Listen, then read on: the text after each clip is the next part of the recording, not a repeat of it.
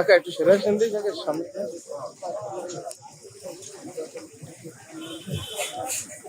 আজ সকালেই মানে গতকাল তফসিল ঘোষণার পরে সন্ধ্যা ৬টায় আজকে সকালে আমার নির্বাচনী প্রচার প্রচারণার জন্য যত রকম আয়োজন ছিল, পোস্টার, তারপর হ্যান্ডবিল, তারপর আমাদের ফেস্টুন, বিলবোর্ড, তোরণ, যেখানে যেগুলো ছিল, বিশেষ করে গত ৬ মাস যাবৎ ব্যাপক হারে এগুলো আমার সহকর্মীবৃন্দু, আমার দলীয় নেতা কর্মীরা তারা বিভিন্ন জায়গায় এগুলো স্থাপন করেছিল।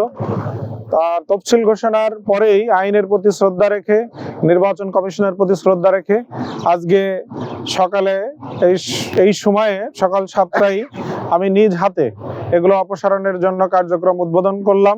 এবং আমি বিশ্বাস করি যে বাংলাদেশ জামাত ইসলামী সহ আমার যারা সহকর্মীবৃন্দু আছে, ভোটার আছে, আমাকে ভালোবাসেন যে সমস্ত জনগণ, সবাই আইনের প্রতি শ্রদ্ধাশীল হওয়ার কারণে এটা আজকের দিনের ভিতরে আমার নির্বাচনী আসনের সর্বত্র এটা অপসারণ করার জন্য একযোগে কার্যক্রম পরিচালনা করবেন।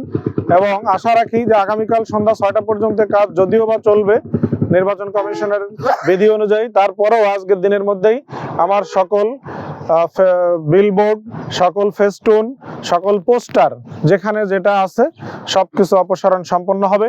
আমি আগামীতে জনগণের যে ভালোবাসা, জনগণের যে সমর্থন, এটা নিয়ে যেভাবে দাঁড়িপাল্লার পক্ষে এক গণজোয়ার নড়াইল 2 আসনে তৈরি হয়েছে, আশা করি আগামীতে ইনশাল্লাহ এই প্রচারণার মাধ্যমে অতীতে যতটুকু যা হয়েছে এবং আগামী দিনে যা হবে তার মাধ্যমে নড়াইল 2 আসনে দাঁড়িপাল্লার বিজয় নিশ্চিত হবে ইনশাআল্লাহ।